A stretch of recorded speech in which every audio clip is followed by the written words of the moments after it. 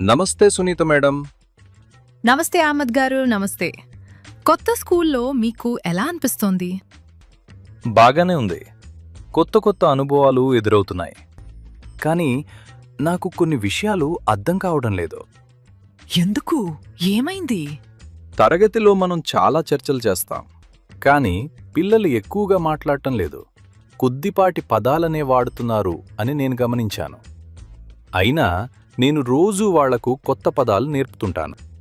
మీ తరగతిలో మీరు ఏ రకమైన కార్యకలాపాలు చేస్తారు? పదాల అర్థాలు వివరించటం, వాక్యాలు చేయించటం. కానీ పిల్లలు మాట్లాడేటప్పుడు కొత్త పదాలు వాడలేకపోతున్నారు. మీకేమనిపిస్తోంది? ఇలా ఎందుకు జరుగుతుండొచ్చు? తెలియదు. పరీక్ష చేయడానికి మరుసటి రోజు పిల్లలను పదాల అర్థాలు అడిగితే ఏమీ గుర్తులేనట్టుగా వాళ్ళు మౌనంగా ఉంటారు. మిత్రులారా, మీ తరగతిలో కూడా ఇలాంటిది ఎప్పుడైనా జరిగిందా? రండి, ఈ సవాల్ను మరింత బాగా అర్థం చేసుకుందాం. స్క్రీన్పై ఉన్న ఈ ప్రశ్నను చూడండి. పదాలు నేర్చుకోవడం అంటే పిల్లల పదజాలాన్ని పెంచడం చాలా కీలకమైన నైపుణ్యం.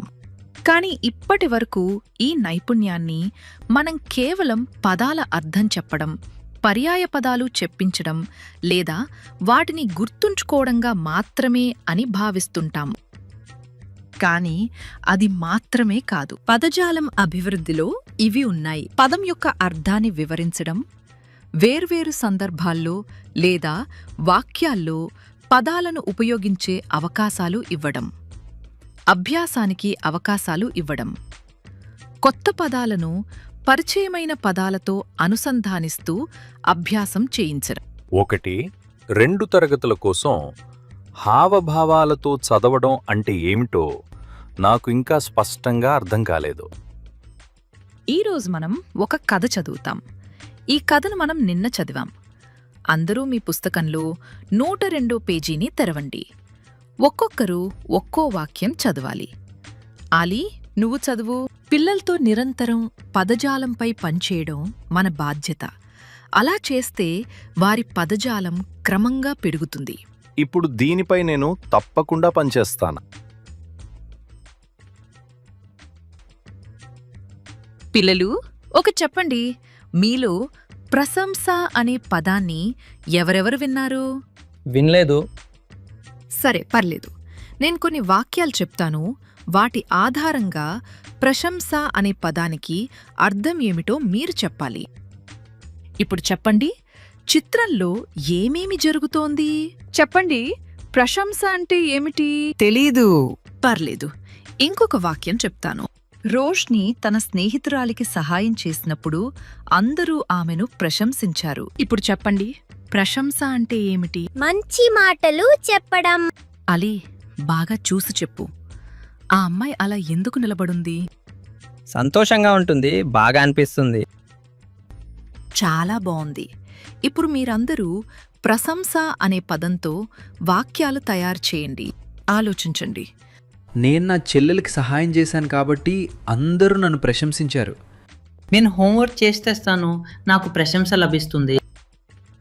అందరూ చాలా బాగా ఆలోచించారు. ఇప్పుడు నేను కొన్ని వాక్యాలు చెప్తాను, మీరు వాటిని పూర్తి చేయండి. సాక్షి అమ్మ ఆమెను ప్రశంసించింది ఎందుకంటే ఆమె శుభ్రం చేయడంలో వారికి సహాయం చేసింది. నా చెల్లి నన్ను ప్రశంసించినప్పుడు నాకు బాగా అనిపించింది. చాలా బావుంది పిల్లలు.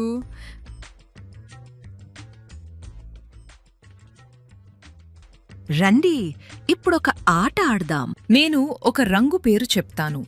మీరు ఆ రంగును ఈ గదిలో వెతకాలి. మీరు ఏ ఏ ఆటలాడతారు? ఒక్కొక్కరుగా నాకు చెప్పండి. చెప్పండి.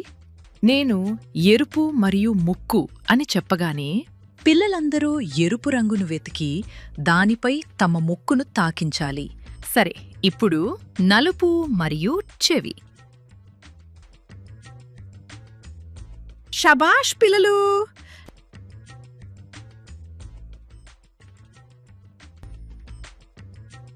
పిల్లలు, ఈరోజు నేను ఒక కొత్త కథ చెప్తాను. దానికి ముందు ఒక ప్రశ్నకు సమాధానం చెప్పండి. ఏవి తీపిగా ఉంటాయి? చక్కెర, మిఠాయి, రసగుల్లా. మామిడి, తినే వస్తువులు కాకుండా ఇంకేమైనా? తెలీదు. సరే, ఇప్పుడు నేను ఒక వాక్యం చెప్తాను, దాని అర్థం చెప్పండి. మోహన్ మాటలు తీయగా ఉన్నాయి అంటే దానికి అర్థం ఏమిటి? మోహన్ మంచి మాటలు మాట్లాడతాడు. అతని గొంతు బాగుంది.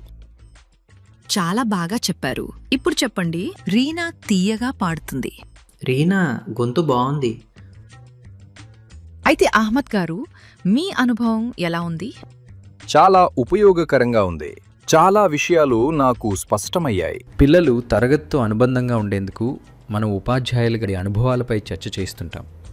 ధన్యవాదాలు.